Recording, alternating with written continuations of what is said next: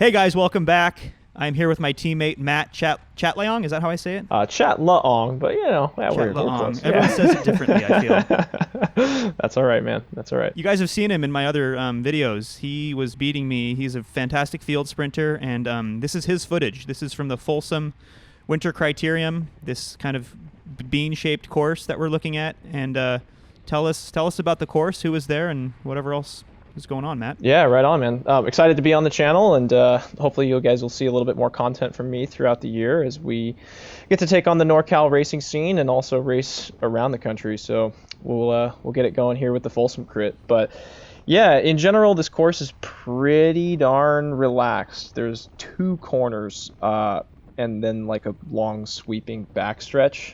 So it makes the race a little bit difficult to really break apart and get away unless it's super, super windy or unless there's teams that like tactically let a break go, so to speak.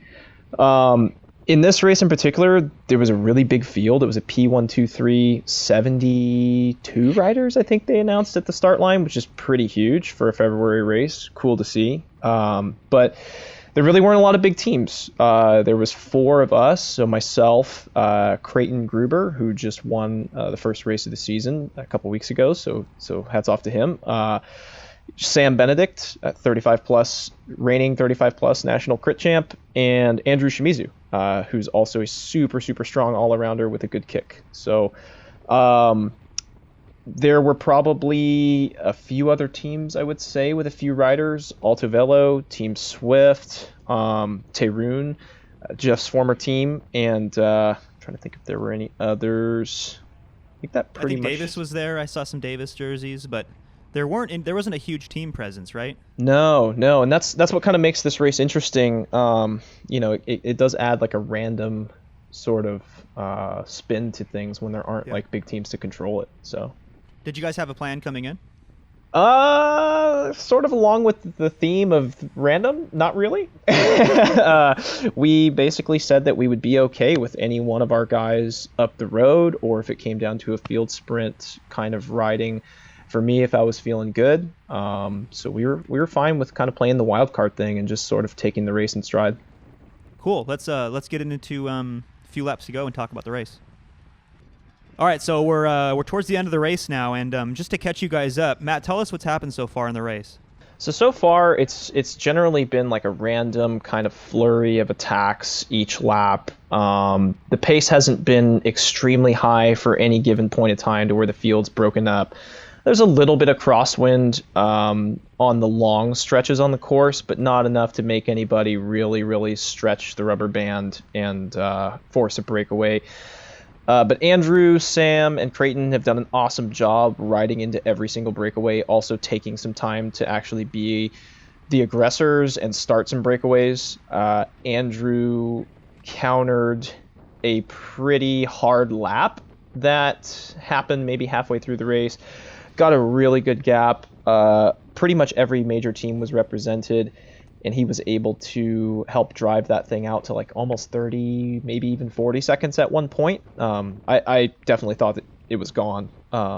Totally fine with him being up there and wanted him to like sprint from it. I did, however, see Luke Lamperti, who is like a seriously talented rider. Like, keep your eyes open for him. He rides for Lux Sideshow. Over the course of the next few years, as he kind of develops into the U23 ranks, he's still a junior, but he's going to be one of those. Really? Yeah, he's going to be. He won Cat's Hill. For the local people, they'll know what Cat's Hill means. Maybe some out-of-towners too. I think the last installment of Cat's Hill, right? I think so. Yeah, actually. As like a 16-year-old or whatever he was on junior gears, and that's just a super hard crit for those of you who don't know, with a big hill in it. So some like very Le Monde-esque riding coming out of Lamperti, right? Like, one day I'll get to talk about this time that I did a bike race with Luke Lamperti. Yeah, it's like I got to be beaten by Adrian Costa when he was like 14 years old. And I was like, I almost beat him though, but I almost beat him. Right. So Luke had actually been really aggressive the whole race, and he was attacking like crazy, going for preems, like sprinting super long. And I honestly thought one of these times he's just going to put his head down after one of those preems and just dig, and the field might actually split. But it seemed like he was okay with kind of coming back, and obviously he was kind of gassed because he was hitting those sprints really hard. But He and Mike Sayers were collaborating near the front, and it appeared that Mike was going to help Luke bridge. So I sat on the wheel, and Mike attacked really hard, following a lull in the pace. Luke went over the top of him, and I followed Luke across to the break. And it was a pretty good dig to get across to it, but it ended up coming all back together within a couple of laps after that. I think people kind of saw, okay, there's two Mike's guys up the road, Luke's up the road, like we should get there. So from that point forward, it was pretty much just Grupo Compacto, and it's been chill. So we can pick up here with a few laps to go and kind of talk about how the finish plays out. Cool. All right, so now we are coming through 5 laps to go. We just passed through 5 laps to go, and we're just going to take you guys through the last 5 laps, mostly Matt, because, again, this is Matt's footage, not my footage, and kind of get inside the head of a field sprinter and talk us through it, Matt. What's going on right now?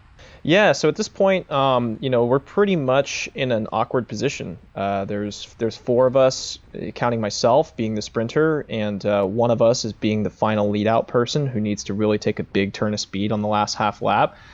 So we really don't have enough riders to like fully control the race from the time lap cards come out and sit on the front and make sure a breakaway doesn't go. So there are lulls. Breakaways. Is that Creighton? That is Creighton. So there's lulls in the pace that are happening. We're going 24 miles an hour right now, right? So Creighton kind of takes that onto himself to say, hey, what can I do here to prevent us from just getting attacked? And new teammate, by the way, just to be clear. Sorry, Creighton's the new teammate. This is your teammate, Matt. Yes, I apologize. My teammate Creighton, our teammate Creighton, junior extraordinaire, not junior anymore, is now up the road. So he takes a hard pull at the front to try and ramp the pace back up and kind of falls off the front. But he takes it in stride and decides, okay, well, I'm just going to ride and kind of see what happens. And now my guys aren't sitting back there having to ride the front. It's now on the rest of the field. And this is threatening, too. The field's got to chase, because let's not forget, 2 weeks ago, I posted a video about Creighton winning from a very similar move, like very similar, right? 4 laps to go, 5 laps to go, right around there. So this is alarm bells for everybody else. Good news for you guys. Awesome stuff, right? So he is up there driving it hard. A Tayrun guy bridged across to him. I think it might have been Travis McEwen. I'm not positive on that, but it may have been Travis. So pace is now high. You can see that it's starting to string out. It's single file. People are out of the saddle accelerating. This is exactly what we want with 4 laps to go, 3 laps to go, something like that at this point. And we're not the ones up there doing the work necessarily. Creighton is. But myself, Andrew, and Sam are getting free rides, and we're going to be able to hopefully take a big turn of speed on one to go and keep me near the front. So and let's talk about your position, too, because I think that's really important right now. When it gets really fast like this, you want to make sure that you're not going to be caught behind a split. So it's not time to just completely chill and like go towards the back, right? Totally. Yeah, I mean, I'm still searching for my teammates. So even in the event that there is a split, like we ride across it together. So you'll see that I'm staying with Andrew, I'm staying with Sam. Like, it's not about necessarily getting to the front and just being like in the perfect spot for yourself. Like if you're all together with your team, you guys can all move up together and do something. So it's about finding your teammates and just communicating and staying calm. So that's pretty much where we're at. You can see that the pace is still pretty high, right? We're drilling it, and we're just kind of waiting it out. And you're communicating with your teammate, and he knows that you're on his wheel, and now you guys are looking for Sam up the road, right? Pretty much, yeah. So eventually we'll pair up with him. There will probably be some times where we get shuffled around. People slot in, take the wheel from me, I come back, take it from them, that kind of thing. But it's never like a panic moment, like, oh my gosh, we need to get up there and we need to drill it. It's a patient moment where we're letting Creighton's move kind of take its toll. Yeah, what I like about this footage, I have watched the last few laps, so this isn't the first time I've seen it. So because there aren't big teams controlling it, it gets a little bit scrappy, and you have to be really sharp on like which wheels you follow, which wheels you don't follow, and it's not just like strung out at the front, right? Right. Yeah, there's a lot of shuffling that happens. You can see that there are times where we're like lulling in our pedal strokes. Like guys are coasting on the left right now. So it's kind of a washing machine, and you just have to keep looking way beyond the wheel ahead of you to try and anticipate, like, okay, is it time to move left? Is it time to move right? You see Andrew's kind of getting pinched in the gutter there, and I start moving left to make space for him. Creighton just went backwards through the group like a brick after taking a super hard couple laps off the front. But, I told Andrew at this point, hey, we're going to move up right here, right up the middle.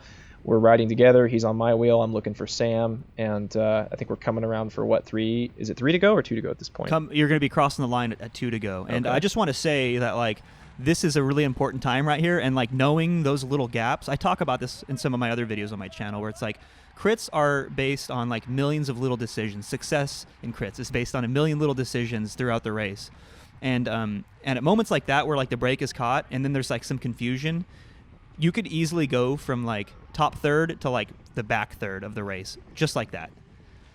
And I want to commend you for like just being good at making those decisions. I'm going to post the full race footage, so look out for that in a couple of days. And if you guys just want to see what it's like, I mean, you're always paying attention. You're always cognizant of like what is the right position, what is the right wheel to follow, and that's so important in races like this where there isn't just a big team controlling things. Totally. So you can see here, Andrew and I have found Sam. I'm fighting with Luke pretty hard for Sam's wheel right now. I think he realizes that it's not going to be an easy ride there necessarily, so he takes a hard couple pedal strokes forward and decides to like just slot into the lead out.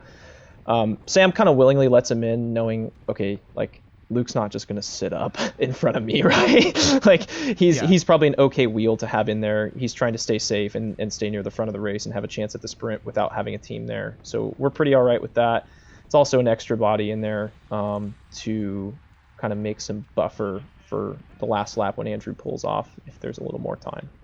So the three of you guys are still together, and it's in the order that you want it now too. And other than Luke kind of being in there, which you've already mentioned, is really not a big deal at this point in the race. This is still looking pretty good for you. Your position, how do you feel about it right now, coming into 1 to go? Feel pretty okay. I'm currently telling Sam like, hey man, we're gonna have to do something because we're like 8th, 9th wheel at this point.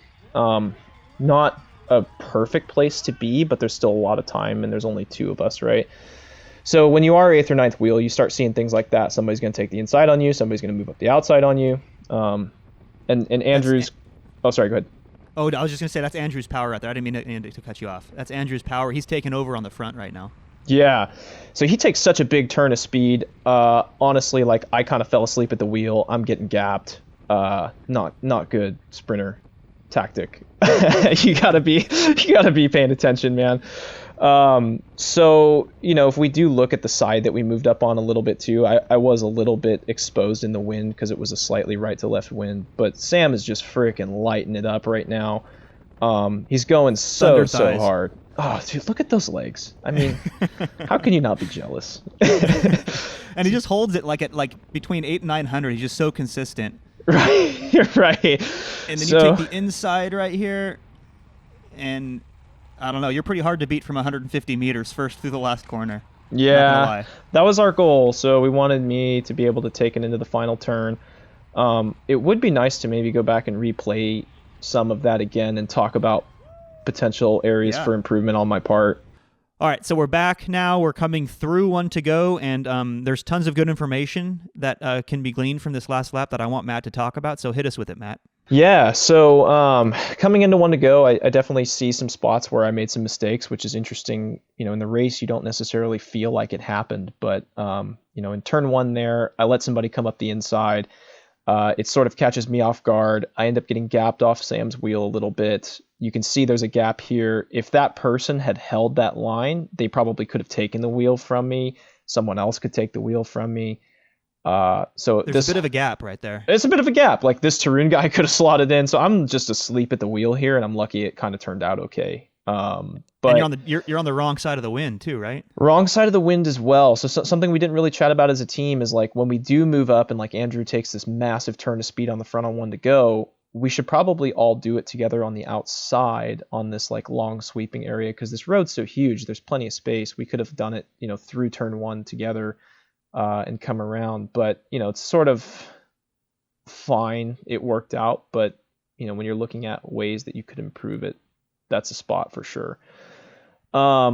Coming into the final sprint, Sam takes another huge turn. I'm getting gapped again. I probably should have just stood up and punched it for a second here just to make sure Luke didn't take that wheel from me right there. You can see that I'm probably 2-3 feet off the wheel. Catch that's back a lot of on wind when you're going 34 miles an hour. Yeah, that's a lot of wind. Yeah, and it's a little bit of a crosswind too. If you hear the raw camera footage, it's pretty loud, a lot of wind noise. Sam's doing a great job hugging the curb. I'm now getting the effect of the crosswind, hanging to the left side just a little bit. And here's another moment where I probably should have been. I was gapping off the wheel here to take a run at him going into the turn, but I was too late. And actually wanted to pause it right there. 235 meters to go. Let's take a look at those shadows and tell me what's going on behind you. So I've got Lamperti jumping to the inside, and luckily I can see this shadow. Yeah, smart. But yeah, man, I'm about 30 meters too late. Like, I should have jumped going into the turn, and it's just another moment of kind of being asleep at the wheel. I definitely made the right call to jump to the inside. Yeah, let's play it. Let's play it now and see. Like, if he would have taken the inside and come underneath and then taken you all the way wide to the curb, that could have been a problem. That could have been a big problem. We would have come out either side by side with him having the ability to pinch me, or him coming out in front of me and I having to like back off and go around him on his right side. Backing off with 120 meters to go is like basically a recipe for disaster. Bad deal. So the other thing I could have done is shut the door harder on the outside following the turn. So yeah, and you can see that I'm coming away from the curb and kind of moving right. The wind is left to right. So I wanted to make sure that I started against the curb and blocked the shortest line possible, but kept going straight while the course was bending to the left so that it made that wind protected line really long if someone wanted to pass me on the right side. So I executed that pretty well, but honestly, if I had jumped any later, I might have lost the race. So things to look back on. That's the cool thing about having some GoPro footage off your bike, is you don't realize those things didn't go exactly how you might have liked. Yeah, no, good sprint though, and like obviously it worked out in the end. Congrats on the win. Thanks. Yeah, always a learning experience though, guys. Even when you win, there's something to learn from the race, and it was a fun one to watch. I wish I was there. We're gonna have tons of footage for you guys this year, and I'm happy to be racing with you and Team Mike's bikes, man. Good to have you on, Matt. You too, man. Thanks for having me on the channel. I'm super stoked about it. Thanks, guys. Yeah.